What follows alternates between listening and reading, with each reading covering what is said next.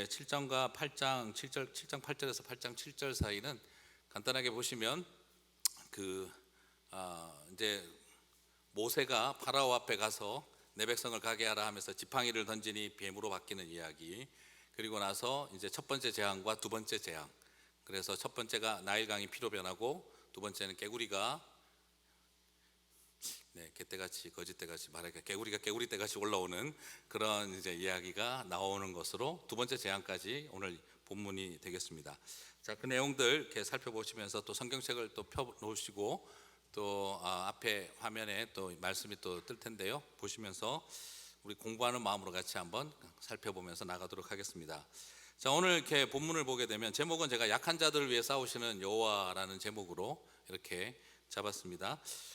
특별히 이제 본문 중에서 좀 어려운 것 중에 하나가 출애굽기 이 7장 3절에서 4절에서 나오는데, 오늘 이 본문에서 여호와 하나님이 바로의 마음을 강팍하게 하사 완악하게 하사라는 부분이 나오지요. 자, 이게 사실은 좀 참 어렵습니다. 자, 한번 7장 3절에서 4절 한번 읽어볼까요?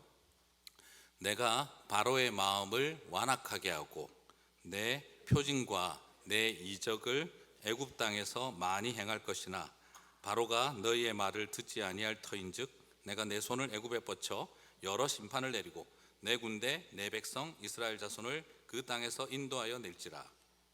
자, 여러분, 이게 지금 하나님이 바로의 마음을 완악하게 한다 그러면 이 10가지 재앙이 일어나게 된 것이 파라오 때문입니까? 하나님 때문입니까? 이러면 좀 말이 좀 헷갈리죠, 그죠? 하나님이 바로의 마음을 완악하게 하셨다 그러면 질문이 생깁니다. 바로가 완악하게 된 건 하나님 때문이다 라는 논리가 나오게 되겠죠. 그러면 하나님이 바로를 완악하게 만들었으면 그러면 하나님이 완악해지시는 거죠. 하나님이 완악해지시는 거고, 그럼 바로는 하나님이 완악하게 만들었는데 왜 내가 완악함에 대해서 책임을 져야 되느냐, 이렇게 나오면 또 할 말이 없죠. 자, 이렇게 접근을 해버리고 오면은 내가 나쁜 것은 내가 나빠서가 아니라 하나님이 나를 나쁘게 만들었기 때문이다. 그러면은 다 모든 게 어떻게 되죠? 정당화됩니다. 내가 나쁜 남편이 된 것도 내가 나빠서가 아니라 하나님이 나를 나쁜 남편이 되게 만들었기 때문에 내가 나쁜 남편이 된 것이다. 그렇게 하면 뭐라고 해야 될까요? 엄마, 내가 나쁜 게 아니에요. 하나님이 나를 나쁘게 만드셔서 엄마를 트레이닝 시키시고 훈련시키시기 위해서 나를 나쁘게 만드셨기 때문에 엄마, 내가 나쁜 게 아니라 하나님이 나를 나쁘게 만든 거예요. 이렇게 나오면 뭐라고 해야 될까요? 사실은 이게 참 말이 어려워집니다. 그러면 내가 하는 모든 행동이 다 정당화되겠죠? 내가 지금 나빠서가 나쁜 게 아니고 하나님이 나를 까칠하게 만들어서 내가 까칠하게 된 것이기 때문에 나한테 뭐라고 하지 말고 하나님한테 뭐라고 하세요. 이런 거는 참 원고 안 봐도 말이 참 잘 됩니다, 그렇죠? 자, 이렇게 우리가 다 그렇게 되어버릴 수 있어요. 자기 자신은 모든 걸 정당화시켜 버릴 수 있습니다. 자, 그러면 이 표현이 갖는 의미가 뭘까요? 하나님이 도대체 왜 하나님이 바로를 완악하게 만들었다라고 하는 표현이 나오는 걸까요? 자, 그러면 여기서 이 의미를 정확하게 이해하려면 질문을 한번 던져보겠습니다. 하나님이 바로의 마음을 완악하게 한다는 것을 볼 때, 그렇다면 바로는, 파라오 왕은 착하고 순진했는데 하나님이 완악하게 만들었다는 뜻일까요? 원래는 착하고 순진했는데 하나님이 완악하게 만들었다는 뜻일까요? 예스입니까? 노입니까? 이거 고민하시면 안 되는데. 네, 예스입니까? 노입니까? 노죠, 그죠? 당연히 파라오가 착했는데 하나님이 완악하게 만들었다, 이건 말이 안 되죠. 그러면 하나님이 바로의 마음을 완악하게 한다는 것은 파라오가 회개하려고 했는데 하나님이 회개하지 못하게 하고 완악하게 만들었다는 말이 되는 걸까요? 이것도 노우죠, 그죠? 자, 그러면 지금 하나님이 여기 파라오를 완악하게 만들었다 하는 것은 그러면 뭘 말하느냐? 착하고 순진한 파라오를 완악하게 만들었다는 말도 틀린 겁니다. 회개하려고 하는 파라오를 하나님이 회개 못하게 만들었다도 틀린 겁니다. 그런 뜻이 아닙니다. 그러면 만약에 그 말이 맞다면 바로가 회개하고 돌이키려고 했는데, 착하고 순진한 파라오가 마음을 돌이키려고 했는데 하나님이 완악하게 만들었다면 누가 잘못한 거죠? 그럼 하나님 잘못한 것이 되겠죠. 그런데 지금 상황은 바로가 근본적으로 완악했고 돌이키고 회개하지 않았다는 겁니다. 일단 첫 번째로 정리해 볼 수 있는 것은 착한 사람이 완악하게 된 것이 아니라 파라오는 근본적으로 어땠다는 거죠? 완악했다는 겁니다. 그러면 하나님이 더 완악하게 만들었다는 뜻일까요? 이 정도 완악했는데 그 전보다 더 완악하게 만들었다. 하나님이 만들었다. 자, 별로 그런 것은 의미가 없겠죠. 완악한 바로를 그냥 완악한 상태로 그냥 내버려 두셨다는 뜻입니다. 하나님이 완악하게 만든 게 아니라 그 완악한 파라오가 완악한 상태로 살아가도록 그대로 내버려 두셨다는 뜻입니다. 이 말의 의도는 자기 완악한 대로 나는 하나님 간섭이고 뭐고 필요 없고 하나님 말씀 듣고 싶지도 않고 그냥 나는 내 식으로 판단하고 결정하고 살 테니까 좀 끼어들지 마시오 하고 그냥 자기 완악한 대로 살게 했다는 거예요. 그럴 때는 오히려 옆에서 하나님이 바른 길로 가라고 말해주면 말해줄수록 어떻게 되죠? 못된 이 청개구리 심정은 어떻게 될까요? 바르게 가고 바른 길을 제시해 줄수록 어떻게 하죠? 내 식으로 살겠다니까 이러고 그냥 계속 나가버리는 거죠. 이것을 말하는 것입니다. 하나님이 착한 파라오를, 회개하려고 하는 파라오를 완악하게 만들었다는 뜻이 아니라 하나님이 보여주시는 길과 방향을 제시해도 그가 근본적으로 완악한 사람이 나는 내 식으로, 내가 하늘 아래 내가 가장 높은 존재인데 내가 신이라 불리우는 사람인데 왜 내가 남의 말을 들어? 여호와가 누구간데 감히? 그러면서 자기 자신의 완악함을 그대로 가게 만들어 버렸다는 뜻이지, 착한 거 나쁘게 만들었다, 회개하려고 하는 거 못하겠다 이런 뜻이 아니라는 겁니다. 지금 보니까 이제 에이 목사님 너무 디펜스 하려고 하지 마세요 하고 생각하시는 분이 한 3분 정도 보이는 것 같습니다. 자, 이후에 바로를 하나님이 실제로 완악하게 만들었는지 한번 살펴보도록 할게요. 아니면 진짜 바로 자신이 완악한 건지 한번 다시 살펴보도록 하겠는데요. 자, 7장 13절 14절을 한번 보시겠습니다. 7장 13절 14절 같이 한번 읽어볼까요? 그러나 바로의 마음이 완악하여 그들의 말을 듣지 아니하니 여호와의 말씀과 같더라. 14절 여호와께서 모세에게 이르시되 바로의 마음이 완강하여 백성 보내기를 거절하도다. 자, 우리 오히려 한글 번역이 이거는 잘 돼 있습니다. 영어 번역은 쓸데없이 이걸 수동태로 번역해 놓는 경우들이 있는데요, 의도는 그런 뜻이 아닙니다. 자, 뭐냐 그러면 바로의 마음이 완악하여, 바로의 마음이 완악하게 되어가 아니라 바로의 마음이 완악하여, 그리고 여호와께서 모세에게 이르시되 바로의 마음이 완강하여. 자, 우리가 만약 이게 하나님이 완악하게 만들었다고 한다면 오늘 이것은 수동태 구문으로서 정확하게 by가 하셔야 되겠죠. 하나님에 의하여 완악하게 되어가 해야 되겠죠. 근데 여기에 13절과 14절은 히브리어 원어 문법으로 볼 때는 이것은 지금 패시브, 수동태로 되어 있지 않습니다. 그냥 능동형으로 자기 자신을 완악하게 만들어 간다 할 때 쓰는 능동형이 사용되고 있고 미완료 시제가 사용되고 있습니다. 무슨 말이냐 그러면 갑자기 어느 순간 완악하게 되어졌다가 아니고, 이 미완료 시제는 어떤 때 쓰는 거냐 그러면 원래부터 그랬던 것이 멈추지 않고 쭉 계속되는 것을 말할 때 쓰는 표현입니다. 무슨 말인지 이해가 가시죠? 원래부터 그런 것이 완료되지 않고 계속되는 상태를 말해요. 원래부터 완악한 것이 계속되는 상태를 표현하는 미완료 능동형이 쓰여져 있습니다. 그래서 그가 하나님에 의하여 완악해진 것이 아니라 원래부터 완악한 것이 계속해서 완악하여서 미완료 시제로 가고 있다는 걸 보여주고 있다는 거죠. 지팡이가 뱀이 될 때, 그리고 첫 번째 재앙이 일어나는데 강이 변하여 피가 되는데 자신이 자신을 완악한 상태를 계속 미완료시키고 있다는 걸 발견할 수가 있습니다. 그는 지금 완악하다 이 말입니다. 7장 22절도 보시면은 마찬가지인데요, 7장 22절도 같이 한번 읽어보실까요? 같이 읽겠습니다. 애굽 요술사들도 자기들의 요술로 그와 같이 행함으로 바로의 마음이 완악하여 그들의 말을 듣지 아니하니. 자, 이것도 마찬가지로 어떤 거죠? 미완료형이고 그냥 그대로 능동형입니다. 자, 여기에서 우리가 근본적으로 완악한 것이 미완료형으로 계속되고 있다는 거예요. 이게 재미난 것은 이제 출애굽기 8장 15절은 가서 좀 유사한데 살짝 달라요. 출애굽기 8장 15절 같이 한번 볼까요? 같이 읽겠습니다. 그러나 바로가 숨을 쉴 수 있게 됨을 보았을 때에 그의 마음을 완강하게 하여 그들의 말을 듣지 아니하였으니 여호와께서 말씀하신 것과 같더라. 여기서 그의 마음을 완강하게 하여, 주어가 뭘까요? 하나님이 아닙니다. 바로입니다. 여기서는 3인칭 대명사가 단수형으로 그냥 사용되어 있습니다. 그가 자기 마음을 스스로 완악하게 하여가 되는 거죠. 자, 이것이 8장 15절은 뭐하고 비슷하냐 그러면 아까 7장 3절과 좀 비슷합니다. 내가 그를 완악하게 하여 할 때랑, 그때는 분명히 내가 해가지고 1인칭 대명사가 쓰여져 있는데 여기서는 3인칭 대명사가 쓰여져서 하나님이 그를 완악하게 했다라는 말을 오해하지 않도록 그 뒤에 나오는 출애굽기의 말씀의 순서는 어떻게 묘사하고 있다는 거죠. 걔가 근본적으로 바로가 완악한 상태가 미완료로 계속되고 있고, 그리고 자기 자신이 자기를 완악하게 만들어 왔다라는 걸 출애굽기서는 우리들에게 계속해서 보여주고 있다는 거죠.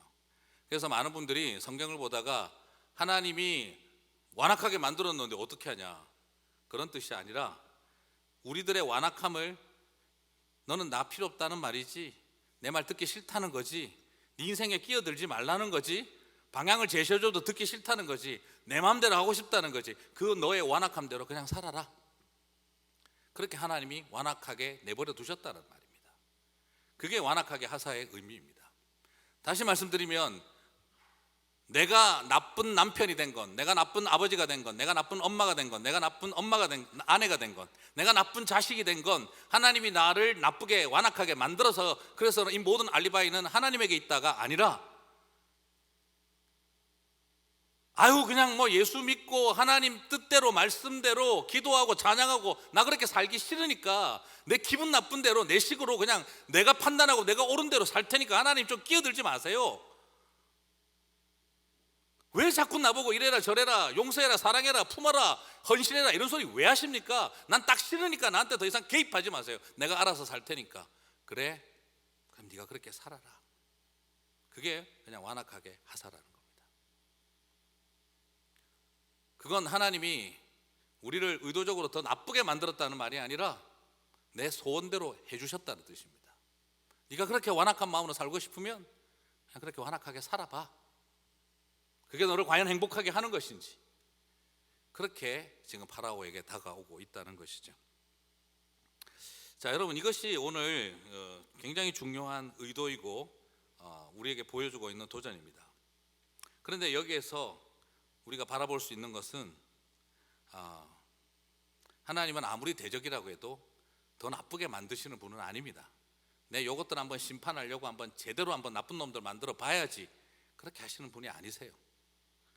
그게 아니라 너희들 스스로 나 없이 살고 싶으면 그렇게 살아봐라.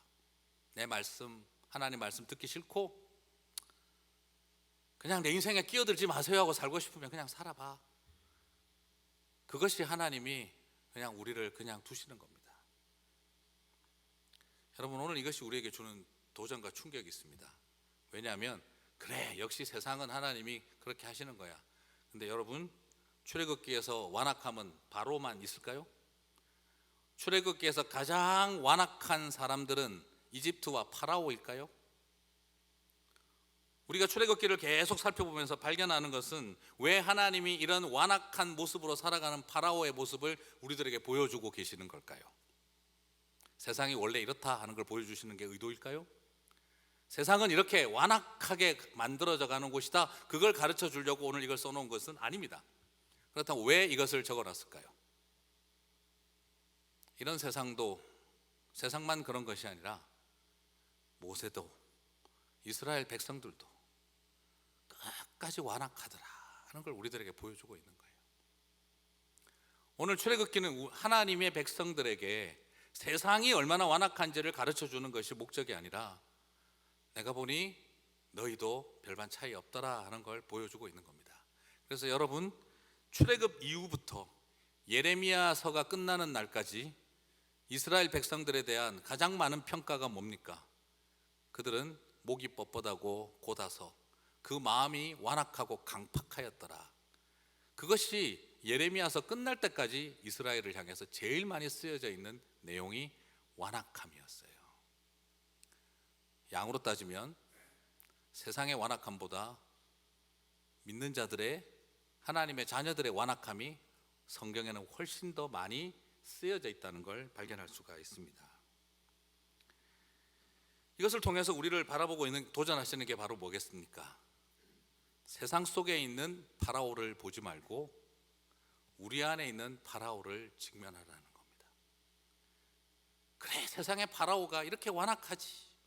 이걸 쳐다보고 우리는 괜찮은 것처럼 착각하지 말고, 오늘 여기에 사용되어진 표현이 구약 성경에서 이스라엘을 향해서 끊임없이 사용되어 있다는 걸 우리가 바라보면서, 오늘 우리는 이 출애굽기 이야기를 통해 세상의 완악함을 바라보는 것이 아니라 내 안에 숨어있는 파라오의 모습을 봐야 한다는 것이지요. 이것이 출애굽기가 우리에게 주고 있는 첫 번째 메시지라는 걸 발견할 수가 있습니다. 그다음에 두 번째는, 이제 지난번에 제가 여호와 이름은 다음번에 하겠다고 해서 오늘 말씀을 드리는데요, 이건 제가 여러 번 백투베이직에서도 말씀을 드렸는데, 예전에 한번 송구영신 예배 때도 설교를 했고요. 이게 이제 하나님은 여호와라는 이름을 이제 이 출애굽기에서 많이 다루죠. 근데 이게 보면 여러분 조금 오해하지 마셔야 할 것은, 신학교 다니면 좀 하나 어려운 거 하나 가르쳐 드리면, 신학교에 다니면은 그런 게 있어요. 제2문서, 2문서 뭐 이런 게 있어요. 그게 뭐냐 그러면은 하나님이 자기를 엘로힘이라고, 전능하신 하나님이라고 묘사하고 출애굽기에서는 여호와라고 묘사했다. 그래서 출애굽기에 보면 뭐라고 나옵니까? 내가 누구의 이름으로 가서 말할까요? 내가 너희 조상들에게는 전능하신 하나님, 엘로힘의 하나님으로 나타났으나 여호와 하나님의 이름으로 나타나지 아니하였는데, 모세야, 이제부터는 내가 여호와 하나님의 이름으로 나타나겠다, 그렇게 표현을 했다는 거죠. 그러므로 창세기에 쭉 보면서 여호와라는 이름이 들어가 있으면 그거는 나중에 첨가된 거다.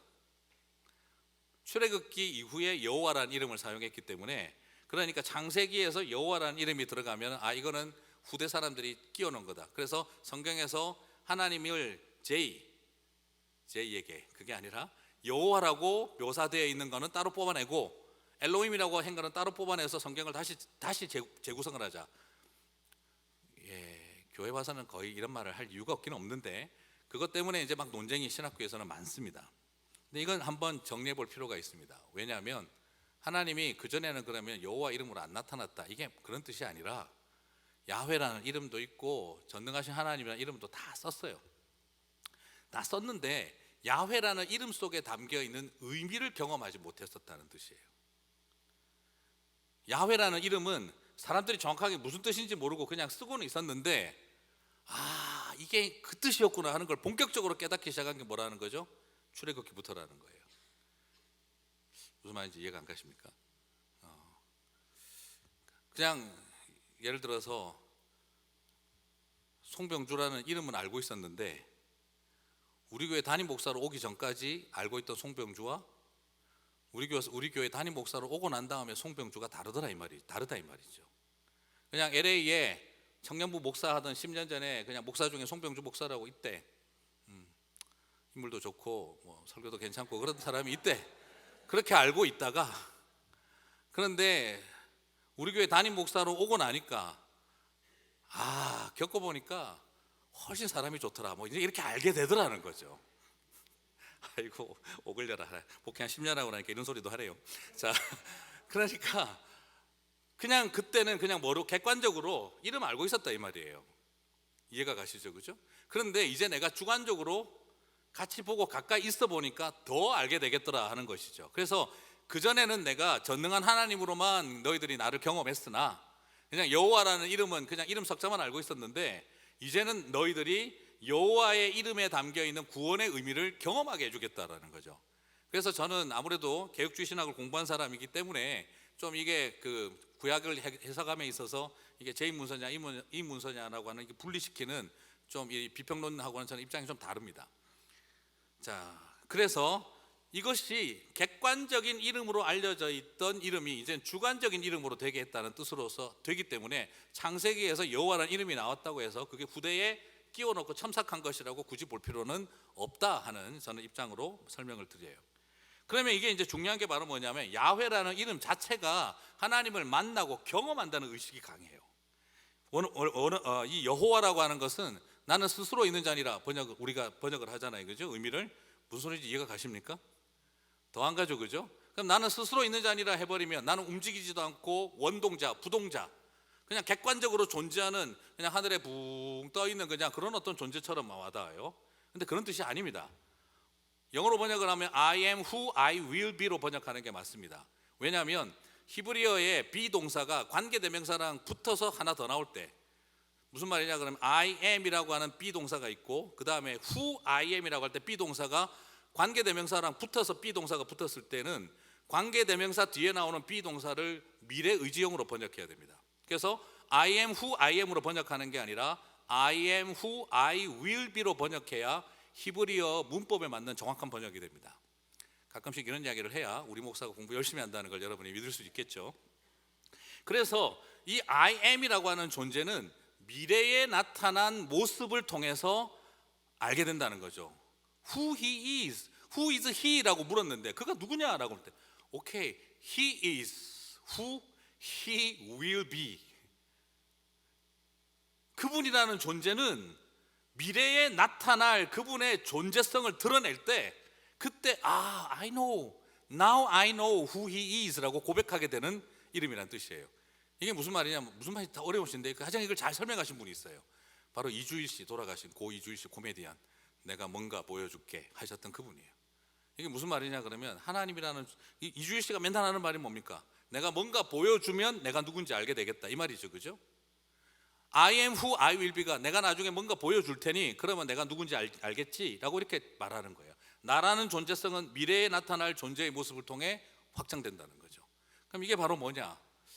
누구신데요? 근데 조금만 기다려봐라. 재앙을 팍 일으키고 나니까 당신이 재앙을 일으키셨습니까? 그래, 나는 이 심판을 행하는 분이다. 와우, now I can understand who you are 이라고 되는 거죠. 뭘 전제하는 거죠? 경험입니다. 경험. 그래서 구약 성경에서 이 여호와라는 이름은 항상 어떠냐 그러면 내가 이스라엘과 정확하게 표현하면 출애굽기에 제일 많이 나오는 패턴이 내가 애굽과 바로로 하여금 여호와인 줄 알게 하리라. 그죠? 내가 애굽과 바로로 하여금 재앙을 통하여 내가 여호와인 줄 알게 하리라 하세요. 그리고 나서 그 다음 어떻게 하죠? 재앙을 팍 일으키십니다. 그리고 난 다음 하나님 그 다음 하시는 말이 뭐죠? 내가 여호와인 줄 알겠느냐라고 물어보세요. 하나님은 미래적인 당신의 행동을 예언하시고 역사 속에서 구원의 행동과 심판의 행동이 동시에 나타나고 그리고 나면은 Okay, now can you understand who I am? 이렇게 질문한다는 거죠. 역사적인 경험을 하고 난 다음에 이분은 이런 분이구나 하는 걸 사람들이 알게 된다는 거죠. 그래서 성경에 보게 되면 계속 패턴이 그렇습니다. 내가 애굽과 이스라엘과 바로로 하여금 여호와인 줄 알게 하리라. I will, 그죠? I will let them know 이렇게 하고 나서 그 다음에 하나님이 구속사적 행동을 하시고 나고 그러고 나니까 사람들이 어떻게 되죠? 하나님 말씀하시죠. 내가 여호와인 줄 알겠느냐? 경험했느냐? 느꼈느냐? 봤느냐? 들었느냐? 하는 것입니다. 이게 하나님이 구약에서 야훼라는 이름을 사용하실 때 나타나는 패턴입니다. 그래서 마지막에 여러분 뭡니까? 출애굽기 맨 마지막에 홍해바다가 갈라졌다가 홍해바다가 갈라질 때 여호와 하나님 뭐라고 말씀하십니까? 너희는 가만히 있어. 내가 여호와 하나님 됨을 알지어다. 그리고 나서 홍해바다가 확 다 쓸어버리고 나니까 그 다음에 미디암과 이스라엘의 여인들이 찬양을 합니다. 뭐라고 하죠? 그는 여호와로라. 말과 적군을 물리치셨네. 찬양이 나오는 겁니다. 그래서 하나님이라고 하는 여호와라는 이름은 성은 여시오, 이름은 호아 이렇게 이름 석자 안다는 말이 아니라 또 설마 그렇게 알고 계시진 않겠죠? 자, 그게 아니라 하나님은 내 삶에서 경험하고 체험했다는 겁니다. 트럼프 아시죠? 모르시나요? 아시죠? 그런데 트럼프 대통령 아십니까? 모르죠. 무슨 뜻입니까? 객관적으로는 알지만 내가 퍼스널하게 릴레이션십을 가지고 아는 것은 아니라는 거죠. 야훼 하나님 어브젝티브하게 알 수 있어요. 객관적으로. 그러나 여호와 하나님을 서브젝티브하게 주관적으로 알 수 있느냐 이거죠. 그건 경험이라는 거죠. 야훼라는 이름은 바로 그런 뜻입니다. 내가 여호와인 줄 알게 하리라. 행동하시고 여호와인 줄 알겠느냐라고 물어보시는 겁니다. 자, 이것이 하나님의 특징이에요. 예전에 제가 말씀드렸죠, 그렇죠? 기억나시죠? 그래서 제일 쉬운 예가 뭡니까? 김두한이 우미관을 중심으로 종로를 거느리고 있을 때 어느 날 밤에 혼자서 마음도 울적해서 길을 거니고 있는데 동네 양아치들이 길을 막습니다. 여기는 우리 나와바리다. 통행세를 내고 가라. 어허, 내가 우미간의 김두한일세. 네가 김두한이면 나는 김두한 하랩이다. 돈 내고 가라. 그걸 보던 김두한이 꼴을 못 봐가지고 돌려차기로 새 녀석을 다 날려버리고 나서 그 가슴팍에 발을 딱 얹고 내가 김두한인 줄 알겠느냐? 네, 형님 김두한이십니다. 이렇게 되는 거죠. 하나님을 이 깡패랑 설명해서 제가 상당히 죄송하지만 내가 여호와인 줄 알겠느냐? 내가 여호와인 줄 알겠나이다. 이게 나가는 거예요. 그게 출애굽기에 나타나고 있는 신명, 하나님의 이름을 아는 것의 출발입니다. 그건 머릿속에서 책상머리에 앉아서 펜대 돌려가면서 이해하고 파악하는 하나님이 아니라 뭐라는 겁니까? 내 삶 속에서 구원의 행동을 역사하시는 하나님을 만남으로 그는 여호와로라 하는 고백적 지식, 제가 자주 쓰는 표현이죠. confessional knowledge, 고백적 지식을 우리에게 갖게 해준다는 거죠. 자, 이것이 오늘 우리에게 굉장히 중요한 이유는 바로 무엇입니까? 두 번째 메시지는 바로 무엇입니까? 전제가 바로 임마누엘이 되는 겁니다. 하나님 우리와 함께 하시니까 여호와를 경험하는 거죠. 그래서 야훼라는 이름은 뭐가 전제로 되는 거죠? 임마누엘이 전제가 되는 겁니다. 임마누엘은 무엇입니까? 또 다른 보혜사죠. 그리고 또 다른 보혜사가 또 뭡니까? 보혜사 성령님을 말할 때 뭐라고 하십니까? 내가 너희들 떠나지만 내가 너희에게 또 다른 보혜사를 보내리니 그 보혜사가 너희와 어떻게 한다고요? 함께 있어 너희에게 말할 바를 가르치리라. 자, 여러분 여기서 굉장히 중요한 포인트가 뭐죠? 여호와 하나님의 속성은 뭡니까? 우리와 함께 있어. 임마누엘은요? 당연히 함께 있어. 보혜사는요? 또 함께 있습니다. 그러므로 삼위일체는 저 하늘에서 이루어집니까? 이 땅에서 이루어집니까? 이 땅에서 이루어지는 겁니다. 누구를 위해서죠? 저와 여러분을 구원하고 살리고 함께하기 위해서. 그래서 삼위일체 지식은 저 하늘의 천사들이 깨달아 알은 신비한 지식이 아니라 이 땅을 살아가는 당신의 백성들이 나를 살리기 위해서 이 땅에 오신 야훼 하나님, 임마누엘 하나님, 보혜사 성령님이 다르면서도 한 하나님이 되신다는 거예요. 어디에서? 저와 여러분의 인격과 구원을 위해서, 우리의 내면 속에서 구원을 하기 위해서 삼위 하나님 함께 하신다는 겁니다. 그래서 출애굽기에 통해 우리는 야훼 하나님을 봄으로써 창세기의 엘로힘 하나님은 저 하늘 높이에 계신 위대한 하나님이었는데, 그런데 출애굽기에 나오는 여호와 하나님은 뭐라는 겁니까? 낮고 비천한 우리들의 자리에 들어와서 저와 여러분을 위해서 애굽의 군대와 싸우시는 하나님이더라는 거죠. 그게 우리에게 출애굽기가 주는 구원의 하나님이라고 하는 큰 위로입니다.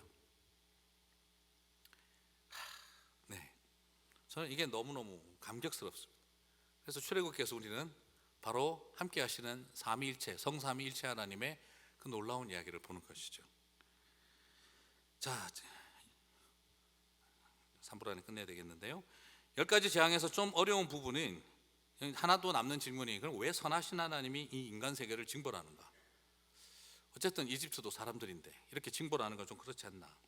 근데 여러분, 그래서 하나님은 두려운 하나님이다, 저는 그렇게 생각하지 않아요.